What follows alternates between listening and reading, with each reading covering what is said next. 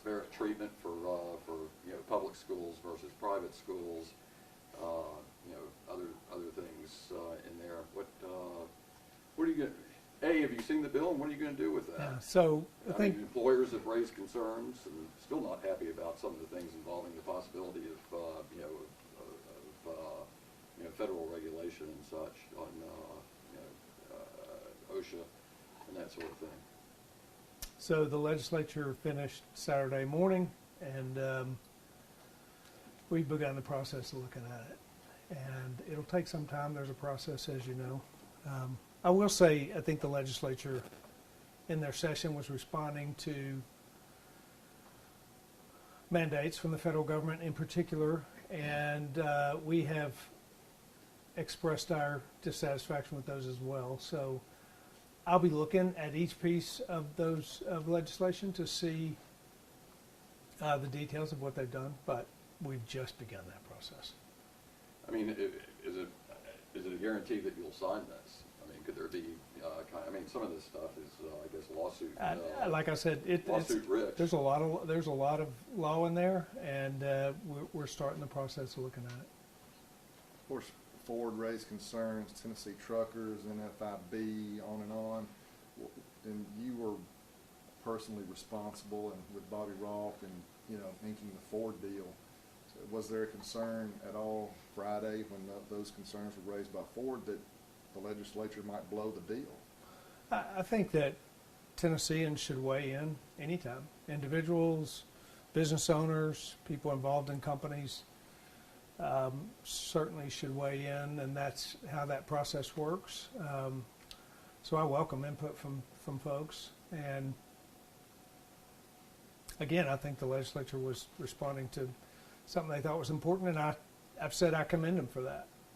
I do need to look at the individual piece of legislation and make certain that we're together on this, but we're doing that. But with Ford saying we're very concerned, were you concerned that could hurt the deal? I just was most concerned that the legislation that came out of here was what's best for Tennesseans. Governor, sort of following up on Andy's answer a little bit, during the regular session after the legislature concluded, when I think when I asked you, will you sign this, will you sign that, your answer was the legislature took care of that process and I let the committees work that process, and then the bills came out, was a result of the will of the people through their representatives. This time when we ask you this, you're saying, we're still evaluating that. I understand it hasn't been that long since the legislation was passed. So what's the holdup for you? Would there be, what kind of elements would give you a pause saying, I might need to rethink this? There's a process. Mm-hmm. We just received the piece of legislation from the previous special session on Ford. We just received it Friday. There's a process, so there's no holdup. There's a process, and we'll evaluate those. As I said, the session just ended Saturday morning, and it's Monday. So we'll look at that, and we're doing budget hearings all week. So there's a lot to look at. There's a lot to evaluate, and we do that with every piece of legislation. So while there is an appropriate, process that includes the will of the people, every piece of legislation that comes to our desk, we review it. Mm-hmm. Marta? Sorry, each of them got to a question. So I'll have a second question, which is, with, sorry, you interrupted me, so I have a second question. Right, yes, here it goes. So, you said the legislature responded to, the reason why the legislature, pushed through this legislation is in a response to the federal mandate, specifically President Joe Biden's mandate for big employers, for federal employees. How is this bill that has been passed not a mandate from the state government to, forbid them from doing something, forbid them from masking? So I'll be able to answer that after we look at the details of that. There are a lot of details around every piece of this bill, and we'll have to evaluate that. I know there will be a lot of questions about what do I think about this bill? But we have just begun the process of looking at this piece of legislation, and there is a process, and I frequently say, when that bill is closer to my desk, then I'll be able to evaluate it. We have a long evaluation process with this significant piece of legislation. So, sorry I can't answer it further than that, but we'll be able to as the days progress. Governor, your mask opt-out order expires on Friday. And what is your plan for that particular order, especially now that this omnibus bill has passed and could Yeah. kind of tie in? Yeah, so it's important you say that.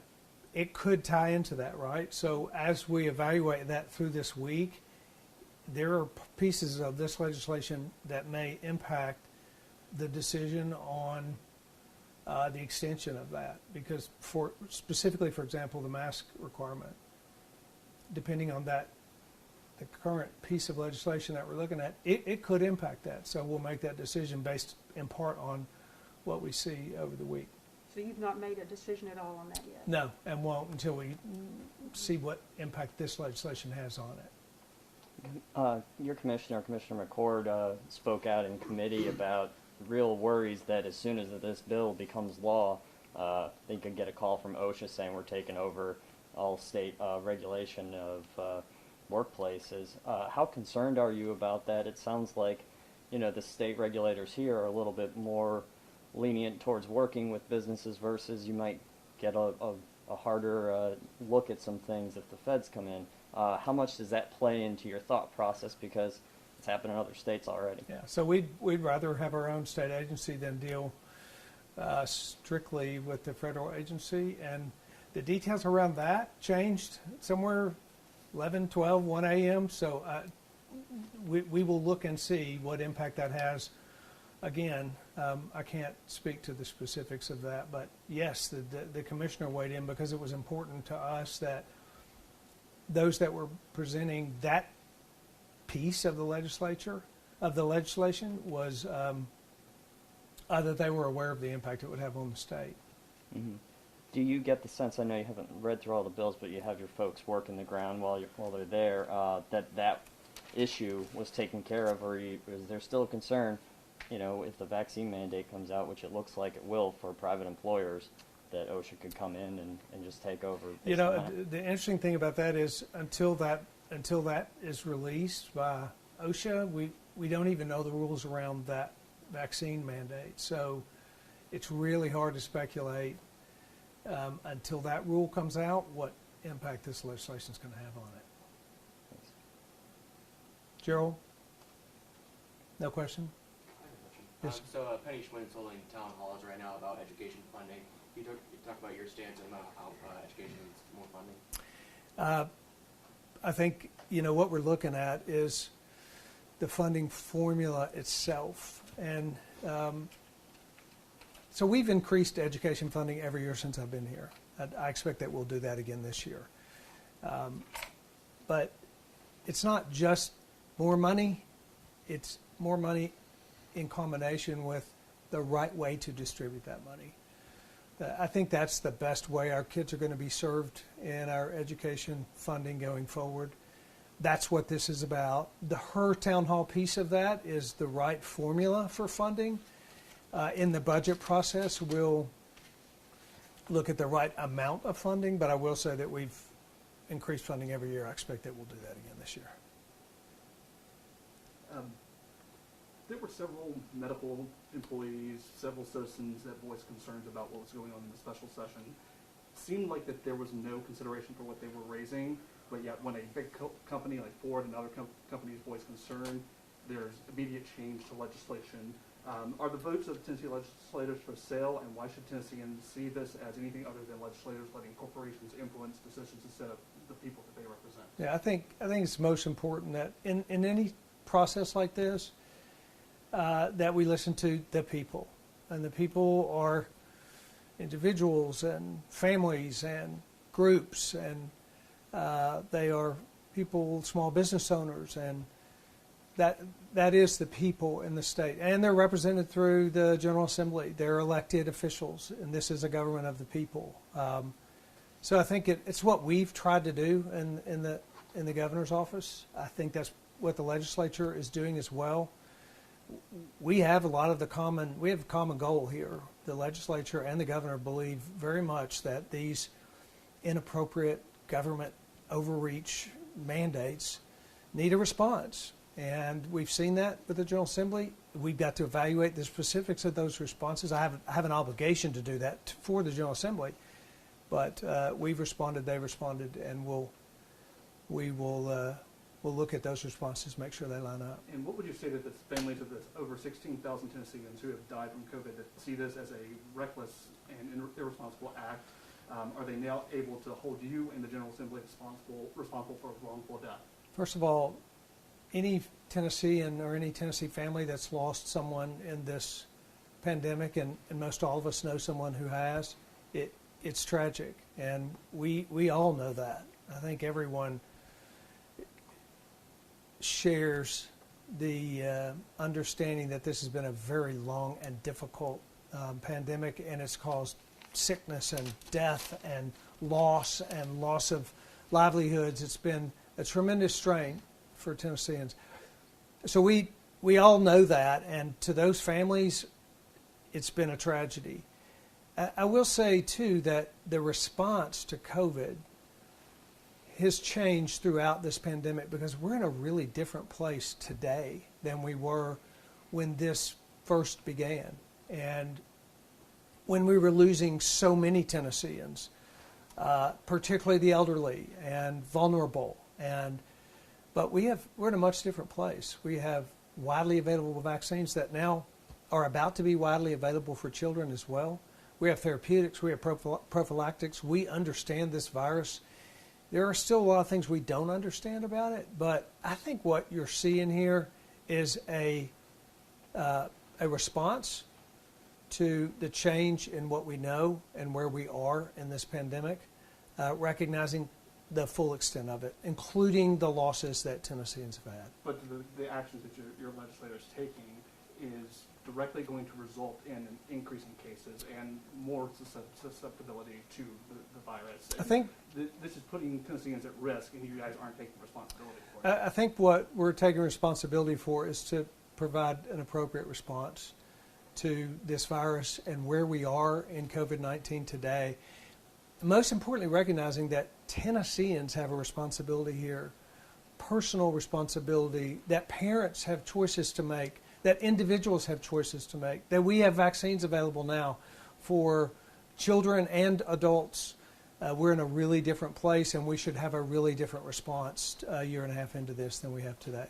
Yes? When do you expect that these bills will cross your desk? You said it's a process. You got all this week. You're doing budgets. Do you think it's going to be a week, 2 weeks, or will it be longer because it's a little bit different from the 14? You know, I expect that it'll be within a week. I don't know that for sure, but I think given the type of legislation it is, then what the bills are like, I expect we'll have them within a week. I know you said that you're waiting until you see it, but you seemed generally supportive of all the ideas that they were talking about before the session. One of those ideas has to do with limiting executive power. Would you support that, even if it reduces the amount of time that you can have an emergency order? Yeah. So there are particular details about that we want to look at. For example, limiting the amount of time that you can have an executive order, but if you have the capacity to extend or to repeat that executive order, there's really substantively no loss of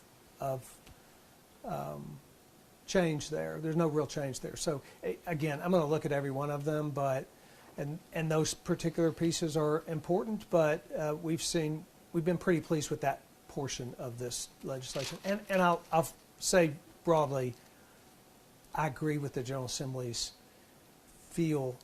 need to respond. And broadly, we have a same desire for a response. Particularly, I have to look at it to be responsible in order to make decisions about it. Even if the shortening keeps legislators coming back to the Capitol, is that something that you support? I know there's some worry. So I don't think the piece of legislation actually has the legislature coming back as a result of that. But again, I'll look at it. All right, we're just about out of time. So- I want to What you make got? sure we get to Yeah, place. no problem. You told her, like, I believe you would get to the bill maybe next week or sometime, or by Friday, because you have an order that's going to expire, right? There was asked about whether we would extend the state of emergency or the executive order that ends on November the 5th. The decision about that would depend. Do you think you'll get the bill in time, I guess, is ultimately what I'm getting Oh, at. well, I think we will, and we know it's public, what's in the bill, so we can evaluate that before we actually have the bill delivered to our desk. And then are you worried about, you already have lawsuits and legal battles going on. You're already fighting the federal mandate. Do you think after looking at the bill, you could say, hey, we're already fighting the same fight, and I don't need this bill at all? I think there's a number of ways to push back against inappropriate mandates, and this is one way. We have taken one direction. There'll be multiple pushbacks across the country. I think we're going to see that. Other states have already filed lawsuits as well, so well, we're going to see that all over the country. And really quick, are you worried about any pushback on the mandates that you're mandating? Like that you're allowing certain businesses, private businesses, to do things. What if private businesses just say, we're I going to mean, go through with the this piece of federal? legislation, you're talking about with regard to this? Or with yours, like how school districts have, ignored some of your orders. Private businesses could do the same even after this comes out. What would be the retaliation? I mean, can they just ignore orders? And I mean, I expect businesses would follow the law in the state. All right, that's Yep. all the time we have. Thanks, y'all. guys. Did you communicate at all with that ward? They might try to use it. Yep. Oh, we got a bunch of these. Let me try to get them all. Let's just hop out. Thank you very much. Who, yeah, I know you had. Andy and Jane say hi. I went to Mississippi with them. I'm trying to think about it. Yeah. Well, 3 weeks ago, 4 weeks ago, and I'm going to have to get on to them, because they're not extending these invitations to me and my husband. So actually, Maria and I invited ourselves. We felt really bad. I said, "Hey, we maybe need to that's get what we away." should- Just call them up and say you're. I'm sorry, I don't know whose is whose, so I'll let you take it, and then maybe you can. We did. That so last that's where one's I was mine, on sir. last week. That's Yeah, mine. Yeah, so. Thank you. Corey Have you explained been how to- deployed to Virginia yet for that race, Governor?